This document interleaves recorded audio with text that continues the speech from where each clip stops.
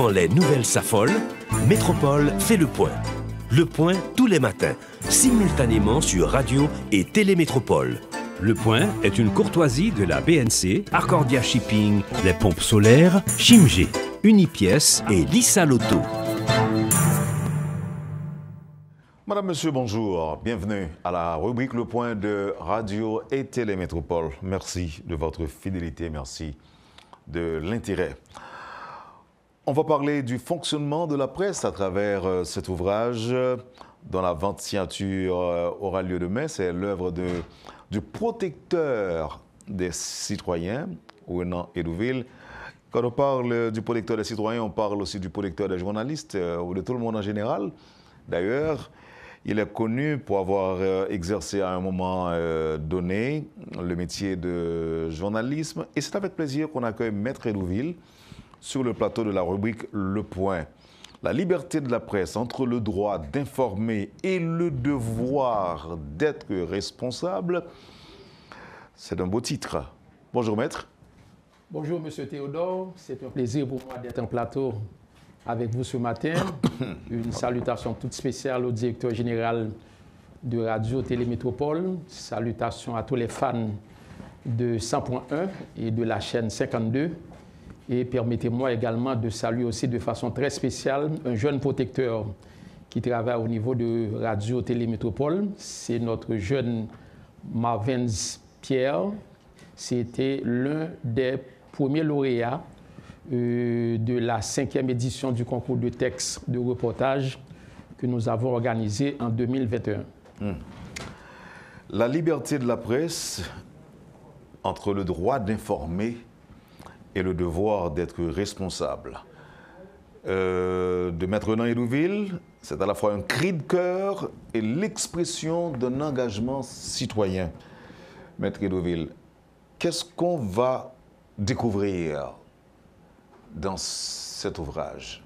Bon, cette citation, c'est la citation de mon professeur Jean-Élie Larieux qui a eu l'honneur de préfacer ce dernier ouvrage.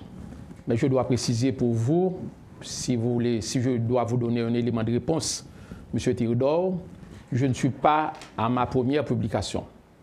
La liberté de la presse entre le droit d'informer et le devoir d'être responsable, c'est ma 4e publication parce que j'ai déjà publié 3 ouvrages portant sur les droits humains.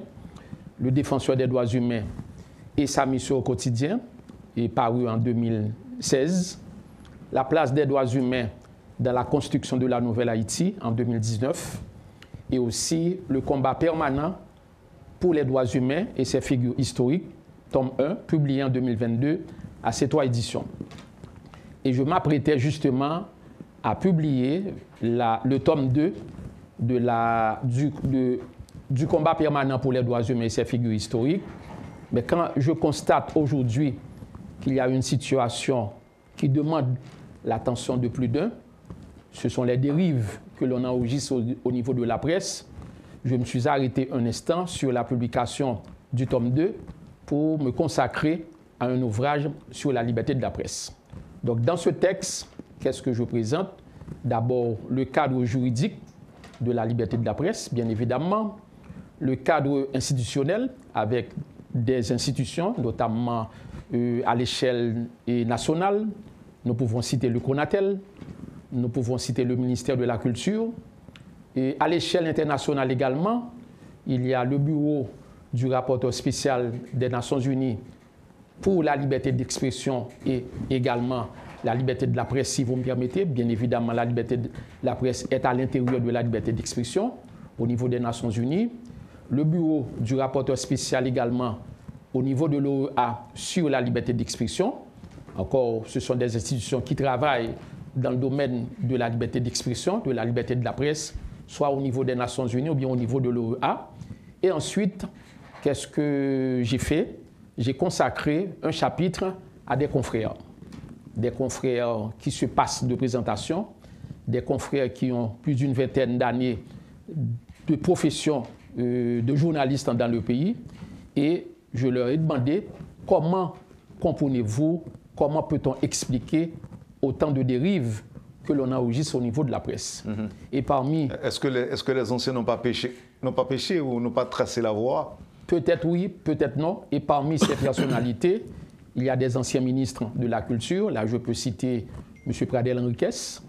Il y a aussi l'actuel ministre de la Culture qui a aussi le chapeau de ministre de la Justice, qui commande le ministère de la Justice et qui est aussi écrivaine, une ancienne journaliste, Mme Ebni Prophète.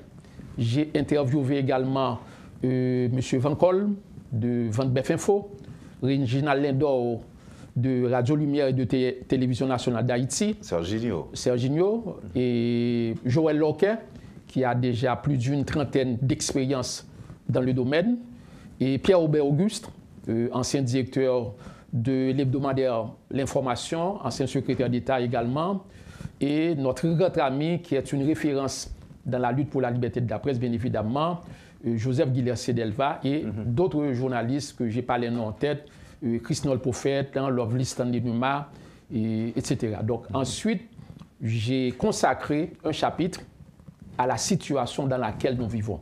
C'est-à-dire, nous devons faire quelque chose pour sauver la presse face à ces dérives que l'on enregistre au niveau de ce secteur qui est d'une importance capitale, fondamentale pour l'avenir de la démocratie, pour le respect des droits humains. Donc, en très peu de mots, ce quatrième ouvrage, c'est encore sur les droits humains, mais les droits humains pris sous un autre angle, à savoir la liberté d'expression, la liberté de la presse, les droits et les devoirs des journalistes.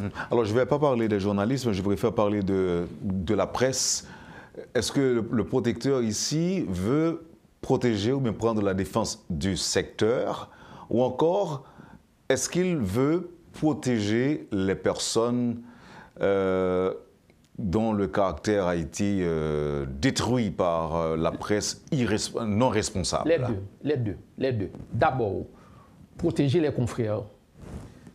J'ai présenté, M. Théodore, plus d'une dizaine d'associations de journalistes. AGH, Fédération haïtienne de presse, SOS journalistes, des associations de journalistes qui travaillent dans des domaines spécifiques, l'environnement, la culture, le sport, la santé. Mais savez-vous que très souvent, la première chose que nous devons préciser, très souvent, on accorde un accompagnement à des journalistes qui sont le plus souvent en difficulté, qui sont tabassés lors des manifestations. Mais les associations de presse ne se penchent pas véritablement, à proprement parler, sur la situation socio-économique des journalistes. Il y a très peu de débats sur les conditions de vie des journalistes, sur la sécurité de l'emploi pour les journalistes. Alors que nous sommes État partie à des conventions adoptées par l'Organisation internationale du travail, dont Haïti est membre depuis 1919. Donc ce que je fais comme recommandation, je recommande à des associations de journalistes non seulement de se pencher sur la situation des journalistes quand ils sont en difficulté, quand ils sont arrêtés, quand ils sont assassinés, mais voir également l'autre côté, le côté social, le côté économique, parce que les journalistes ont besoin non seulement de la sécurité de sa personne, de leur personne, le journaliste a besoin de la sécurité de sa personne, mais le journaliste aussi a besoin d'un encadrement pour améliorer ses conditions d'existence. Mais ça, c'est dans le contexte. Le deuxième aspect, si vous me permettez, j'ai lancé un cri d'alarme face à des scènes, à des actes de calomnie, de diffamation, de marchandage, de corruption orchestrés par des gens qui se font passer, malheureusement, pour des travailleurs de la presse ou bien pour des journalistes, mais que l'on peut considérer comme, le mot n'est pas trop fort, comme des flibustiers. Donc là, alors en référence à ce que vous venez de dire, pour le premier point, pour la première explication, et dans le cadre d'un exercice classique du métier, donc à ce niveau-là, on peut comprendre que le journaliste peut ne pas avoir toutes les considérations qui s'imposent dans la pratique du métier. Et je veux dire, qu'aujourd'hui, être journaliste ou encore pratiquer le métier, c'est profiter d'une fenêtre d'opportunité. Ce n'est pas nécessaire de se former, ce n'est pas nécessaire de respecter les normes et les principes de la déontologie notamment. Il suffit d'avoir un téléphone et puis on est journaliste. Il suffit d'avoir beaucoup d'abonnés, beaucoup de personnes à vous suivre, et bien vous êtes journaliste. Et à ce moment-là, bonjour les ennuis. Ennuis pour qui? Pour le métier, ennuis aussi pour les personnes ciblées. Bien évidemment, bien évidemment. Alors, il faut dire que dans notre milieu, quelqu'un qui veut devenir journaliste, le plus souvent, fait des études au niveau de certaines facultés. Au niveau de la faculté des sciences humaines, au niveau de la faculté de droit, ou bien il y a des gens qui acceptent de suivre des cours dans des écoles. Là, vous parlez vous parlez du métier sur le plan classique. Classique, académique. Mais voilà. Ce que l'on constate aujourd'hui, étant donné qu'il y a un vide juridique dans le fonctionnement, en ce qui concerne le fonctionnement de la presse en Haïti, eh bien, n'importe qui peut décider d'ouvrir une école de communication ou de journalisme. Les curricula ne sont pas contrôlés par les instances concernées. Et la deuxième chose, il y a des gens également qui n'ont jamais fréquenté une école, qui n'ont jamais fréquenté une faculté, et puis un matin, la personne a une carte et la personne se fait passer pour journaliste, pour travailleur de la presse, ou bien pour communicateur, etc. Et c'est ce qui est à la base de ce que nous vivons aujourd'hui, malheureusement, en Haïti. En plus du respect ou du non-respect des principes de la profession, on assiste aussi à de l'arrogance manifeste dans la pratique du métier. Pas seulement... Au nom de la liberté de la presse. Pas seulement l'arrogance, on pourrait même aller beaucoup plus loin. Il faut dire, parfois, dans certains cas, on porte atteinte à l'intégrité morale, psychologique de certaines personnes dans le milieu. Monsieur Théodore, laissez-moi préciser pour vous. Durant les 10 dernières années, durant la dernière décennie, qu'est-ce que nous avons constaté au niveau de la presse en Haïti? Des gens de différents secteurs ont été attaqués. Des gens du gouvernement. Il suffit d'être un personnage public. Le président de la République, qui a été assassiné le 7 juillet 2021, malheureusement, a été attaqué.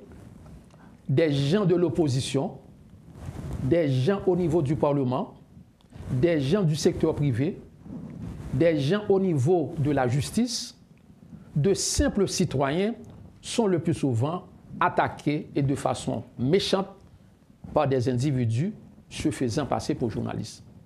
Parce que leur logique, c'est alimenter un débat, mais qui est à la base tout simplement des stratégies de corruption. Ces gens-là pratiquent le marchandage. On dénonce pour rançonner. C'est ça. Le marchandage, la corruption, il n'y a plus de respect de ce principe d'or en matière de communication, la véracité des faits. Donc, on dit n'importe quoi et c'est bien dommage de constater que, par exemple, au niveau de certains médias, eh bien, ces individus ont la bénédiction dans le cadre de l'exécution de leur sale besogne. Et c'est dommage. Et qui plus est, si vous me permettez, si nous restons, par exemple, au niveau des médias en ligne, savez-vous que, M. Théodore, dans leur logique, vous allez voir que, par exemple, des personnes utilisent certains noms de certaines institutions ou bien de certains médias qui ont une crédibilité dans le milieu. Je partage avec vous une histoire, je partage avec vous une histoire pour les téléspectateurs, les téléspectatrices de Radio-Télé Métropole. Je me rappelle, en essayant de vérifier, de lire des informations sur les réseaux sociaux. Je n'ai pas la date en tête. Et puis j'ai vu quelque chose qu'on a publié. À votre sujet? Non, non. J'ai vu Métro telle chose. Mais je me suis dit, ah, quoi? Radio Télé Métropole a publié une telle histoire. Et c'est après avoir relu le texte que j'ai vu que ce n'était pas Métropole, c'était autre chose. Donc cela veut dire il y a une pratique, il y a une stratégie que l'on utilise parfois pour avoir un plus grand nombre d'auditeurs, de téléspectateurs. On utilise des noms de certaines institutions. J'étais directeur du travail au niveau du ministère des Affaires sociales. Savez-vous que des individus ont décidé de mettre sur pied une organisation ayant le sigle ONA, ONA, qui se rapproche bien évidemment de l'Office national d'assurance vieillesse. Et dans leur stratégie de marchandage, de corruption, d'association de malfaiteurs, ils ont eu l'opportunité de soutirer de l'argent. Facilement. Facilement. Parce que cette association, malheureusement, a été enregistrée quelque part. Donc, c'est pour vous dire que ce n'est pas seulement l'arrogance, mais la situation dans laquelle nous vivons, eh bien, on peut dire que c'est non seulement une atteinte à l'intégrité morale et psychologique de pas mal de gens qui sont victimes de ces méchancetés, de ces actes, mais également, ça met en danger, je pourrais dire même, la société de façon générale. Je vais lire un article, pas un article, un texte, je dirais, qui se trouve à la page 155 de l'ouvrage dont vous êtes l'auteur, Monsieur le Protecteur. Et pour le public va peut-être en juger. Récemment, soit le 28 août 2023, le pape François, au cours d'une rencontre avec des journalistes italiens, en a profité pour mettre l'accent sur les dangers de la information qui, en tentant d'orienter l'opinion publique, représente le premier péché du journalisme. La désinformation est l'un des péchés du journalisme qui sont au nombre de 4. La désinformation, quand un journaliste n'informe pas ou informe mal. La calomnie, parfois utilisée. La diffamation, qui est différente de la calomnie, mais détruit. Et le 4e est l'amour pour le scandale, a dit le pape. Bien sûr, c'était le 26 août. Le 28. Le 28 août 2023. Qui pisait, des propos orduriers, malsains sont le plus souvent utilisés en violation des normes internationales. Par ces délateurs sans frontières, oubliant que former et éduquer font aussi partie des principales responsabilités de la presse. Donc, c'est une situation qui apparemment est planétaire. Planétaire. Le fonctionnement, le mal fonctionnement ou le mauvais fonctionnement des journalistes en général. Parce que là, on ne parle pas uniquement que des journalistes en ligne, mais des journalistes en général. Des Bien journalistes sûr. à sensation, ceux qui font de la calomnie, qui diffament, tout ça. Et c'est inquiétant. C'est inquiétant pour l'avenir de la démocratie. C'est inquiétant aussi pour l'avenir des droits humains. Parce que, comprenez très bien, M. Théodore, la liberté de la presse est liée aux droits humains. C'est un pilier fondamental. C'est un pilier fondamental. On ne peut pas défendre la cause des droits humains sans défendre d'abord la cause de la liberté de la presse. Mais, en définitive, il doit y avoir des directives de façon claire. Et c'est ce que nous défendons, c'est ce que nous entendons faire avec non seulement des confrères, des consoeurs de la presse, des médias, des directeurs de médias, le pouvoir central, des associations de journalistes, pour pouvoir mettre en place une stratégie si vous me permettez, pour sauver la presse haïtienne. À partir du titre, la liberté de la presse entre le droit d'informer et le devoir d'être responsable, ici, on préconise ce que j'appelle souvent la presse doit être libre, la liberté de la presse. Mais cette presse-là doit être responsable. C'est de ça qu'il s'agit. Une liberté de presse responsable. Tout à fait. Et il y a un grand qui l'avait dit de façon très claire, et j'ai repris quelques extraits d'un discours qu'il avait prononcé. Quelqu'un qui se passe de présentation, c'est une icône même en matière de communication et de journalisme. Je veux parler de Joseph Pulitzer, que vous connaissez certainement. Et journaliste américain d'origine hongroise, né le 10 avril 1847. Écoutez ce qu'a écrit Pulitzer, pour résumer l'idée que vous venez tout juste de développer. Notre République, il parlait bien évidemment des États-Unis, mais la réalité, ce qu'il a dit, est encore d'actualité. Et sa presse prendront de l'essor ou s'effondreront ensemble. Une presse compétente, désintéressée, dévouée à la chose publique, intelligente, exercée à discerner le bien et ayant le courage de le faire, peut préserver la morale publique, sans laquelle un gouvernement populaire est une imposture et une parodie.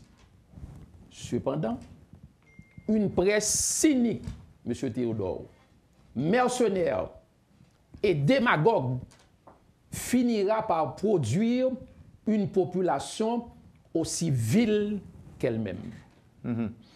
Là, vous êtes en train de nous dire, si je fais bien mon travail, j'aurai peut-être des admirateurs, je serai peut-être le modèle ou encore un modèle pour la jeunesse. Pour la société. Pour la société. Vous faites avancer la démocratie, vous faites avancer le respect des droits de l'homme. Mais si au contraire, j'utilise mon micro pour rançonner, pour soutirer de l'argent, vous détruisez la société. Je détruis la société, ce sera un métier galvaudé et je serai aussi le modèle de la jeunesse montante. Bien sûr, parce que vous exercez une influence. J'exerce une influence et donc dans 10-15 ans, on aura peut-être, dans 10-15-20 ans, on aura une génération de journalistes racketeurs. C'est ça. Maintenant, est-ce que dans votre réflexion, vous prévoyez une possibilité d'endiguer ces dérives? Est-ce que vous prévoyez une possibilité pour que normalement ça cesse, pour que cela cesse, pour qu'au moins les gens puissent savoir ou encore faire la différence entre le journaliste à proprement parler et ceux qui exercent, qui utilisent leur micro ou leur caméra pour soutirer de l'argent, pour rançonner les gens? Bon, humblement, nous avons fait des recommandations, M. Théodore. Et la première recommandation, nous pensons qu'il faudrait réviser le cadre juridique du fonctionnement de la presse. Mais c'est avec les parties prenantes. Les vrais acteurs. Les acteurs clés, les journalistes eux-mêmes, les associations de journalistes, les directeurs de médias, les directeurs d'opinion également, des directeurs d'opinion qui sont responsables, les défenseurs des droits humains. Ça, c'est la première recommandation. Également, nous estimons qu'il serait de bon ton de revoir les curricula des écoles de journalisme ou de communication. En mettant l'accent, bien sûr, sur les règles d'éthique, ce qui nous manque malheureusement. Il faudrait aussi placer la liberté de la presse au centre des droits de l'homme. Parce que comprenez bien, même si nous disons qu'il y a des dérives au niveau de la presse, mais la presse évolue au sein de la société. Cela veut dire le mauvais fonctionnement de la société a, qu'on le veuille ou non, et on doit le reconnaître, un impact négatif sur le comportement de certains journalistes ou bien de certains travailleurs de la presse. Donc, comment le public va faire le distinguo entre les vrais et les faux? Ce sont les directeurs de médias, ce sont les vrais confrères, les consoeurs de la presse qui doivent aider la société, qui doivent aider le public à faire le distinguo. Et on devrait, du même coup, redéfinir les objectifs de certaines associations de presse. On devrait aussi penser à récompenser de manière régulière des journalistes qui ont fait preuve ou bien qui font preuve de discipline, d'honnêteté, de responsabilité dans l'exercice de leur profession. Donc ce sont des recommandations faites. On va revenir sur les recommandations, Monsieur Hédouville. Mais avant de vous inviter à observer avec moi la pause, je ne sais pas si je peux considérer ça comme une anecdote. Une fois, le président Jovenel Moïse donnait une conférence au Palais national. J'avais envoyé une équipe au Palais pour couvrir la conférence. Il y a un journaliste qui a posé une question. Avant même que le président réponde à la question, savez-vous ce que le journaliste a dit? Président, il faut mettre garçon sur vous pour répondre. Vous avez un commentaire par rapport à ça? Bon, c'est peut-être par manque de formation. C'est peut-être quelqu'un qui n'a pas appris, qui n'a pas eu la chance de recevoir les notions de base en matière de journalisme, en matière de communication. Il ne sait pas comment se comporter au moment d'une interview, comment commencer une interview, comment poser la question, comment poser une question dans le cadre d'une interview, parce que les questions doivent être d'actualité, les questions doivent être significatives, les questions doivent avoir un intérêt pour la société. Et puis on peut poser n'importe quelle question sans être agressif aussi. On ne peut pas influencer l'interviewé. C'est bien dommage. Maître Renan Hédouville, on va observer la pause et on revient après pour d'autres questions et un rapport au fonctionnement de la presse. Je rappelle que vous êtes ancien journaliste. Vous l'êtes encore? Non, je peux le dire? Je peux dire non, mais j'ai commencé ma carrière à Radio Lumière en 86. Je suis diplômé en journalisme en 85. J'avais eu comme professeur Robert Laenz, de regretter mémoire malheureusement, Charles Max Basile. Et j'ai travaillé sous la supervision à Radio Lumière d'un grand, maître Emmanuel Blaise. Et j'ai travaillé également dans le temps à Radio Classique. Et j'ai passé 2 ans comme rédacteur à l'hebdomadaire Haïti Progrès. C'était de 87 jusqu'à 89. Merci. Merci. Confrère. Merci. On va observer la pause et on revient tout de suite. Vous suivez, madame, monsieur, la rubrique Le Point de Radio et Télémétropole. Maître Renan Hédouville, protecteur du citoyen, est notre invité ce matin.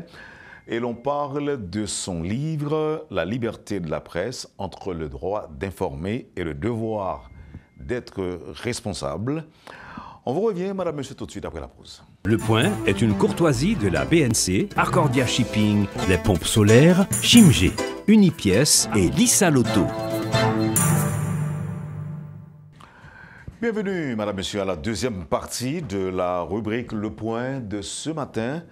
Renan Hédouville, protecteur du citoyen, journaliste, est notre invité ce matin. Et là, on passe en revue, on analyse le livre dont la vente signature se fera demain et après-demain ou demain? Exactement. Demain et après-demain. Vendredi et après-demain. Le livre est baptisé « La liberté de la presse entre le droit d'informer et le devoir d'être responsable ». Devant dérive ça qui a fait dans l'exercice métier en M. Hédouville, il y a des gens qui pensaient que d'abord les nouvelles technologies ne sont pas utilisées à bon escient. Il y a des gens qui pensaient en pile journaliste pas vraiment formés et qu'ils ont profité de ça comme une opportunité pour faire comme dans dénoncer monde, faire pression sur le monde. Et c'est comme si je là, au protecteur citoyen, je pense qu'on a un paquet d'argent Et puis, je tombe dénoncer une façon pour capable de négocier. Pour passer maintenant en tête, moi, Wendell, moi, je n'ai pas fait ça. Passer côté dans le bureau pour nous discuter, ça. Ça, c'est deux. Mais il y a plein de monde qui dit tout que certains patrons de médias ont certaines responsabilités dans la dérive, dans pas payer les journalistes, dans pas n'importe qui au micro. Est-ce que tout ce package, ça, les nous mettons ensemble, favoriser l'exercice d'une presse responsable, d'un métier responsable de journaliste, M. Edouville? Je vais commencer avec le dernier point. Côté qu'on dit, est-ce que patron de presse n'a pas une certaine responsabilité dans la question? Oui. Et moi, je reprends dans le texte là des extraits dans un livre, un confrère qui a écrit, Disler Maslin, lorsqu'il a parlé de corruption, de médias, de presse et de responsabilité du directeur média. Et ça, M. Dio, le livre a été écrit en 2006 ou bien 2007, nous sommes capables de dire qu'il est encore d'actualité. Ça, c'est une première chose. La deuxième chose, effectivement, les nouvelles technologies de l'information gagnent un effet, mais on nous prend plutôt, on nous garde vers là à moitié rempli, au lieu que nous garder la moitié vide. Nous ne sommes pas capables de vivre sans les nouvelles technologies de l'information. Nous ne sommes pas capables de dire que ces nouvelles technologies de l'information qui sont responsables de tout ça qu'a fait à l'échelle mondiale ou bien qu'a fait en Haïti par rapport à des dérives. C'est façon que nous utilisons les nouvelles technologies de l'information. Et troisième bagage qui gagne, nous-mêmes dans la société haïtienne, M. Théodore, il y a deux bagages que nous ne sommes pas d'accord avec. Nous disons nous pas d'accord, la société n'a pas respecté. La société n'a pas respecté, ça nous a relé, il n'a pas reconnaître un principe fondamental en matière des droits de l'homme, valable également en matière de communication, c'est la question de la présomption d'innocence. C'est bien dommage.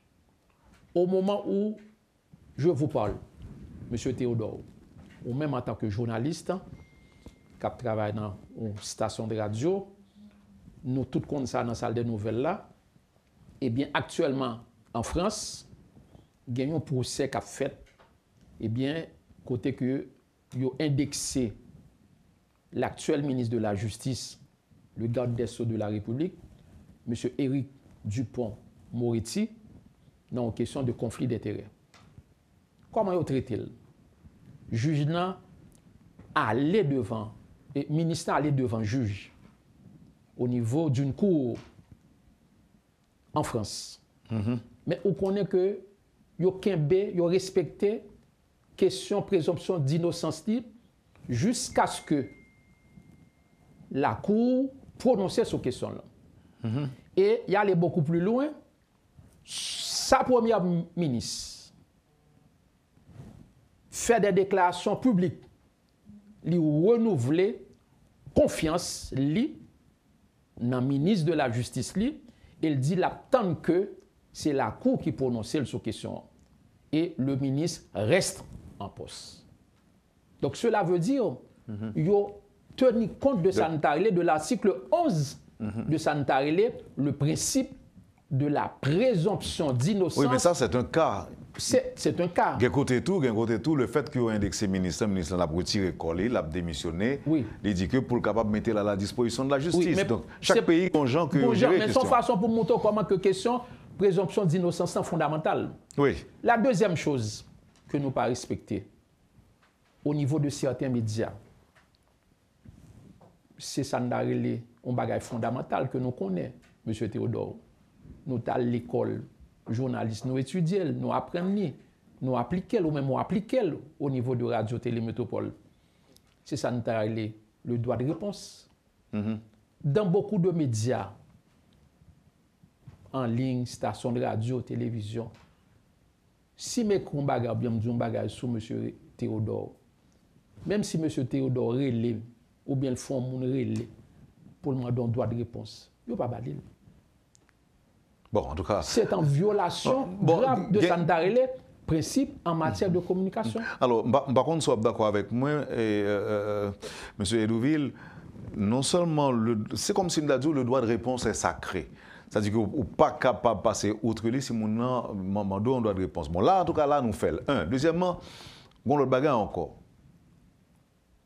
Paraître grand pour présenter des excuses ou faire des erreurs.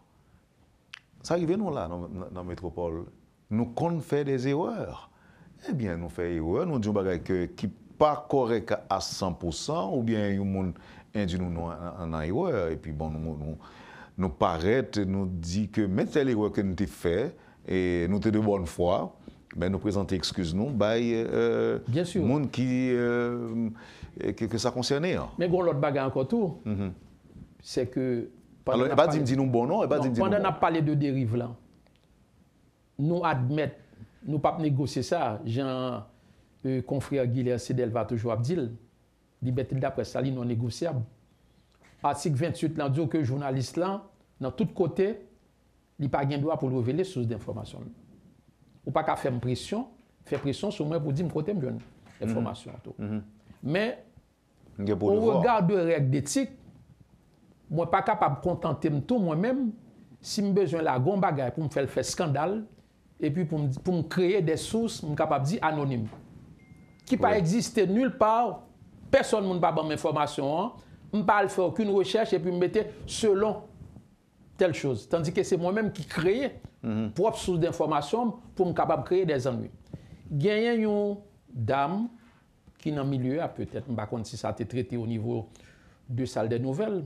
Je me réserve le droit pour ne pas citer non, mais ça a fait un pile bout dans le milieu par rapport à un pile l'autre monde qui est victime, qui est ministre, qui est directeur général, qui est membre de l'opposition, qui est monde qui est proche du pouvoir, qui est monde qui est dans la société civile. Il y a une dame, moi-même, j'ai entendu son station de radio, dame victime, selon Saldi, de méchanceté, de calomnie de certains mondes qui t'a calomnié pendant un certain temps, et puis dame a adressé à un média, à un confrère, dame a dit, tellement bagage ça a un impact psychologique sur lui, il dit, même cheveux dans la tête, il perdu. Il est stressé. Il est stressé. Il dit, gardez cheveux, gardez tête, gardez photos avant que l'événement qu'on a fait, avant calomnie, et gardez kounya qui monde que me vit. Donc cela veut dire, lorsqu'on décide d'utiliser une plume, un micro, un ordinateur, et puis à travers matériel ça, c'est diffamation, c'est marchandage, c'est corruption, c'est violence, c'est haine, c'est stress. Vous êtes en train de détruire la société. Il passe sans conséquence. Bon, ça prend cas Johnson Napoléon, les mêmes qui. Que mentionner également dans le texte, mentionner parce que il y a un bouillant qui se fait passer comme un influenceur. Mais non pas l'utiliser influenceur pour lui parce que un influenceur c'est un monde qui est à l'école, qui étudie, qui prend temps pour devenir un influenceur. Donc être un influenceur, c'est un bagage positif lié dans certains pays. Mais un bouillant qui décidait pendant des temps, attaquer des mondes, attaquer des confrères de la presse, attaquer des journalistes de certaines stations de radio, et puis, après un certain temps, ils viennent arriver, ils viennent constater que, ils reconnaissent que et calomnie, il t'a fait. Il y a un deuxième monde, M. Théodore. Juste avant. C'est sous effet diffamation, sous effet calomnie sur santé monde. Alors, nous allons apprendre récemment que, après que Johnson Napoléon fin encaissé sur toute attaque, monsieur t'a fait, je dis bien, il t'a fait un stroke. Il t'a fait un stroke. Actuellement, là, monsieur, c'est avec appareil, il a fonctionné. Pour qui ça? C'est parce que monsieur recevoir trop choc. Donc, ceci pour vous dire que micro, non seulement est capable de construire avec elle, au cas détruire. On dit au cas détruire un pays, au cas détruire monde, au cas détruire monde avec ça ou dit. Maintenant c'est fort de tout ça n'a dit là aujourd'hui que je crois que les nécessaires protecteurs pour que tu aies un bagage qui fait. Est-ce que c'est Konatel pour que tu aies redressé question pas quoi puisque en pile dans le monde ça on dit qui est influenceur, il n'est pas basé en Haïti. Il y a des autres en Haïti oui. Mais plus à travaille dans l'autre pays ou à l'étranger, et bien que exemple Johnson Napoléon montrait que pas parce qu'on vit à l'étranger pour comprendre que la justice n'est pas capable de poursuivre. N'est-ce pas? Bien sûr. Alors, de toute façon, moi-même, avec toute humilité, M. Théodore, moi, lancé premier cri. Je prends encouragement à deux bras. Et ça que un pile monde t'a dit tout bas, moi dis le tout et m'écrit. Et je pas écrit livre ça pour me faire plaisir à un monde. Moi écrit pour tout le monde, quelle que soit catégorie côté, quelle que soit position politique côté, quelle que soit situation économique côté. Donc c'est pour tout le monde. C'est pour tout le monde. Parce que c'est tout le monde qui est victime. Donc ce n'est pas pour les étudiants seulement que les... Ce n'est pas seulement pour les étudiants, c'est tout le monde. C'est des gens qui étaient dans le pouvoir sous le président Jovenel. C'est des gens qui sont dans le pouvoir actuellement là, qui sont victimes de dérives. Il y a des gens qui étaient dans l'ancienne opposition qui étaient victimes. Il y a des gens qui sont actuellement dans l'opposition qui sont victimes. Il y a des parlementaires, il y a des journalistes eux-mêmes qui sont victimes de ça qui a passé là. Bon, qui est victime de confrères. Bon, nous ne pouvons pas dire de confrères. Non. Entre guillemets. Parce que bon, je ne suis pas étonné qu'on ait là, m'a parlé dans la radio. Et puis, avec un erreur que je fais, pour les gens qui commencent à calonner, c'est des confrères de Miko. Oui. Ça fait déjà. Oui. Donc, c'est peut-être ça que nous pensons que nous-mêmes qui croyons dans l'importance de la presse, qui connaissent qui sa liberté de la presse pour nous, qui connaît que Jean-Guy Lardel va toujours dire, nous avons dit tout à l'heure, que la liberté de la presse est un bagage qui est non négociable. Que la liberté de la presse est capable de mener nous vers la démocratie, vers un état de droit. Oui, responsable. Responsable. Liberté de presse non négociable, responsable. Mais liberté de presse responsable. Oui, donc, il faut nous réunir, il faut nous chiter ensemble, il faut nous réfléchir pour voir comment que nous sommes capables de limiter les dégâts et venir avec des solutions. Maintenant, voilà l'objectif, voilà le message, voilà qui ça que nous devons faire passer à travers ce texte. Maintenant, nous posons l'autre question mais pour finir, mais avant ça, protecteur, qui côté 27 on l'a fait, qui le, combien de cob? Nous avons rappelé, c'est dès demain, 9 novembre et 10 novembre, de 9h à 15h30, de 9h à 3h30 p.m., dans le local OPC et Boudon, dans la salle de conférence Victor Benoît. C'est la première grande vente signature que nous avons fait dès demain matin. Donc, nous souhaitons pendant 2 jours recevoir tout le monde et avec un prix spécial. Parce qu'il y a un prix qui est beaucoup plus élevé et au niveau de librairie, dans la librairie. Donc, prix spécial, c'est 3000 gouttes. Et il y a un prix spécial également pour les étudiants en communication, à raison de 2500 gouttes. Pour l'autre étudiant également qui est venu. Et nous, déjà, équipe marketing et mes conseillers en communication, à travers pour voir comment que nous sommes capables de faire une deuxième vente signature, peut-être dans le sud, bientôt. Et il y a une vente signature qui est programmée également aux États-Unis d'Amérique, plus précisément dans l'État de New York, à la fin de ce mois. Très bien. Voilà, et maintenant... C'est un texte qui est publié, bien évidemment, je ne pas dire ça, dans Mediatex, que notre confrère, qui se passe de présentation avec près de 40 ans d'expérience, et qui parlait de livre Lanto, c'est Joël Lorquet. Joël Lorquet. Maintenant, et avant de quitter aller, ce n'est pas avec journaliste, non, on parle avec protecteur du citoyen.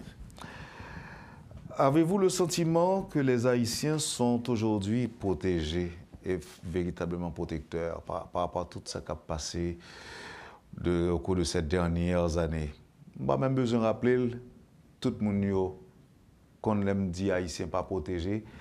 Haïtiens lagués dans la savane, en tout cas c'est l'impression qu'on a, que nous sommes bonnes cabrites qui lagués dans la savane. Pas que personne n'a voyé les yeux sur nous. Ils ont kidnappé les Haïtiens, le bandit vle. Ils ont pillé. Là, m'attends des cris Madame Bayard lancé hier par rapport à ce qui a passé sur le côte des Arcadins, côté que ils ont pillé l'hôtel, ils ont volé, ils ont crasé. Mariani, monsieur, tué les gens, ils ont violé les gens. Je prends un cas qui est récent. Même pas le monde dit que je parle de ça qui est intéressant parce que si Marianne est bloquée, je prends 20 ans comme Jean Carl Jacques Mel, sinon l'autre choix pour me faire. C'est pas ça, je parle de bagages récents. Sans compter M. Latibonite, qui peut violer, piller, kidnapper son république de gangsters que nous venons gagner aujourd'hui en Haïti. Pendant que ça a fait, nous gagnons dirigeants. Bon, il est vrai que nous avons un protecteur en tout. Bon, même si le protecteur n'a pas des armes pour le gouvernement, mais quand même, il a une mission de protéger. Et pas au même titre que les policiers, mais il a quand même une mission. Est-ce qu'on sentit qu'on a un protéger vraiment, protecteur? Est-ce qu'on sentit que vous arrivez faire mission ça, accomplir mission ça, protecteur? Bon, ma répondre, même Jean Gonzami qui est dans la métropole, qui t'a parlé matin dans l'édition Nouvelle, c'est un diplomate, mais très souvent, il parlait sans diplomatie. Il a réponse direct. Il m'a parlé de Pierre-Antoine? Pierre-Antoine, oui. Et m'a répondu, nous sommes capables de dire sans diplomatie pour me dire que non, population, citoyens, citoyennes, nous sommes venus dans le pays, pas protégé. Même si protection port là, c'est pas argument avec gang, c'était quand il y a violation des droits. Bien sûr. Donc, il n'est pas protégé parce que les droits humains sont en nette régression dans le pays. Tout comme la démocratie est en régression aujourd'hui en Haïti. Nous avons descendu, nous avons fait bac. Pas un programme en matière de droits humains, je dis à M. Théodore. Pas un programme en matière de démocratie. À titre d'exemple, nous avons pratiquement plus que 2 ans. 2 ans, même il y a des gens qui sont capables de dire 4 ans ou bien 5 ans, que nous n'avons pas de possibilité pour nous exercer un droit civil et politique que nous avons, le droit de voter, le droit de supporter candidat, le droit pour nous élire des dirigeants, nous pas gagné et nous en attente. Nous pas contre qui leur cap des élections dans le pays, des élections libres, honnêtes et démocratiques. C'est-à-dire sur le plan en termes de droits civils et politiques, c'est zéro. En termes de droits économiques, sociaux et culturels, encore la même chose. On a une condition de vie qui est exagérée. Le droit à l'éducation, on va regarder sous chaîne 52, dans le micro 101.1, 100.1, ou après petit monde qui a plein, qui a demandé comme ça, qui leur prend l'école. Premier trimestre, ça c'est fini. Et l'école est contrôlée aussi, pour le moment, par des gens qui ont été obligés de quitter la caillou.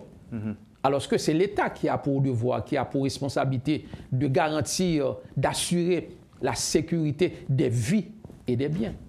Donc, en termes de droits de l'homme, de respect, de protection, de mise en œuvre de droits de l'homme, c'est la catastrophe. Il y a eu un incident tout récemment qui passait dans le parquet pour Mouto, côté que nous avons fait bac. Et nous-mêmes, au niveau de l'OPC, nous avons prononcé le solide et nous avons salué naturellement l'effort ministère de la Justice, l'inspection générale qui décidait de diligenter l'enquête. C'est le cas d'un citoyen qui a été malmené. Au su et au vu de tout le monde. Il y a plein de journalistes qui étaient là. Dans la cour parquet, il y a un espace que nous prêtons parquet lui-même pour l'héberger. Quel que soit ça, mon affaire, donc comme nous ne pouvons pas connaître qui ça que le fait, mais agresser, porter, maltraiter un monde, balle coup de pied, balle coup de soufflette dans la tête pendant qu'il pas représentant un danger pour vous, c'est grave, c'est inacceptable. Nous faisons notre sortie, nous sommes en pourparler avec l'actuel ministre de la Justice, qui est une consoeur, il écrit dans le livre nous, très bien. Nous entrons en contact avec l'inspecteur général en chef de la police et pour le moment, on est en train de diligenter une enquête pour être capable de fixer les responsabilités. Nous ne connaissons pas qui monde qui la donne, mais il faut que nous connaissions agents ça identifier et garder pour quelle raison que vous avez décidé de maltraiter le jeune homme. Donc, en clair, nous sommes capables de dire que c'est bien dommage de le dire, on est dans une situation où les droits de l'homme, les droits humains, les droits des catégories en situation de vulnérabilité, eh bien, sont en nette régression.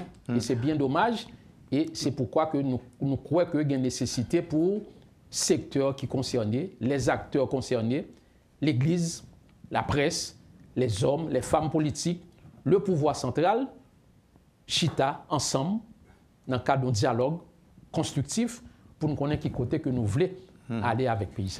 Nous, quelqu'un qui pensait que c'est comme si Haïti ou encore peuple haïtien sont calmant, pour ne pas dire que c'est zombifié, que le zombifié. Avez-vous compréhension de ça? Moi-même, je ne vais pas dire comme ça. Parce que, soit regarder M. Théodore, et en Haïti, et à l'échelle internationale, côté des communautés haïtiennes, eh bien, il y a une pile d'initiatives qu'on prend. Qu'on prend les États-Unis, qu'on prend le Canada, qu'on prend en Europe. Il y a un pile de monde qui en dehors pays qui vivent, ça n'a vivre là, dans la chair, dans le cœur, et qui voulaient faire quelque chose. En dans le pays, il y a des gens qui décident de faire quelque chose. L'exemple est clair, l'exemple est donné dans le département du Nord-Est. Donc, je ne peux pas dire que, je ne peux pas être pessimiste pour me dire que nous considérons comme des zombies. Je pense qu'il faut aller beaucoup plus loin, il faut avoir une plus grande solidarité entre nous et il faut nous admettre que bagaille aller très mal. Nous avons besoin d'une solution dans le fonctionnement de la société pour que nous soyons capables de laisser pour les générations qui venir. Est-ce que la solution va venir? Est-ce que vous avez le sentiment que il y a des décisions qu'on prend pour que nous sortions dans ça là aujourd'hui? Bon, jamais qu'on dit, nous ne pouvons pas give up, M. Théodore. Nous ne pouvons pas baisser les bras. Et si nous tapons baisser les bras, pas taper là. Pas taper là. Tant d'autres monde qui dans le Nord-Est, pas taper là.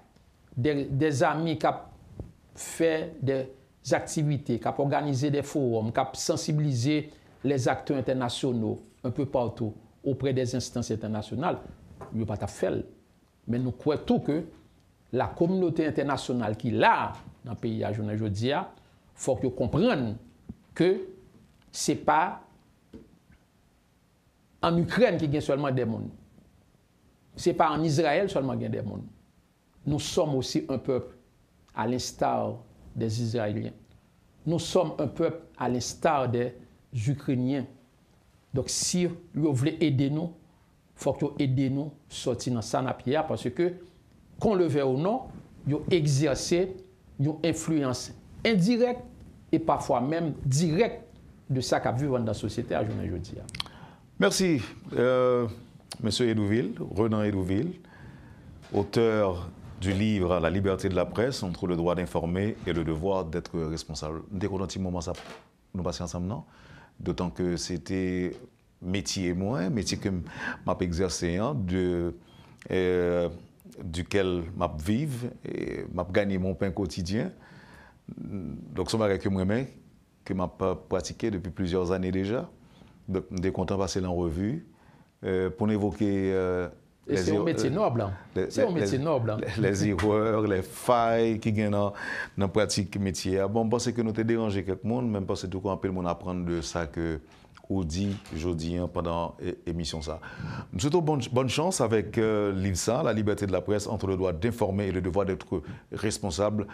Bien qu'on dit que l'est dédié à toutes les catégories sociales, mais moi-même, beaucoup de pas, je surtout exhorter les étudiants en journalisme, les gens qui aspirent à être journaliste, dire que utiliser l'ILSA comme un outil pour formation, là, très utile pour connaître qui côté est capable d'arriver, qui limite, qui ligne, pas doué dépasser si vous voulez, parce que ce n'est pas dans l'obéi seulement au cas populaire, au capable de respect, au capable de décider de faire un journaliste, qui a essayé, fait tout ça capable pour respecter les principes, et puis au respect, il y a des gens qui apprécient pour ça. Donc, je vais conseiller et utiliser le livre ça, faire mon accueil acheter pour être capable de venir un bon journaliste demain. Merci encore une fois, M. Hédouville. Merci beaucoup. À bientôt. Vous avez suivi, Madame, Monsieur, la rubrique Le Point de Radio et Télémétropole. Le protecteur du citoyen, journaliste Renan Hédouville était l'invité de la rubrique Le Point de ce matin. Passez une bonne journée avec nous et à demain. Quand les nouvelles s'affolent, Métropole fait le point. Le point tous les matins, simultanément sur Radio et Télémétropole. Le Point est une courtoisie de la BNC, Arcordia Shipping, les pompes solaires, Chimgé, Unipièce et Lissa Loto.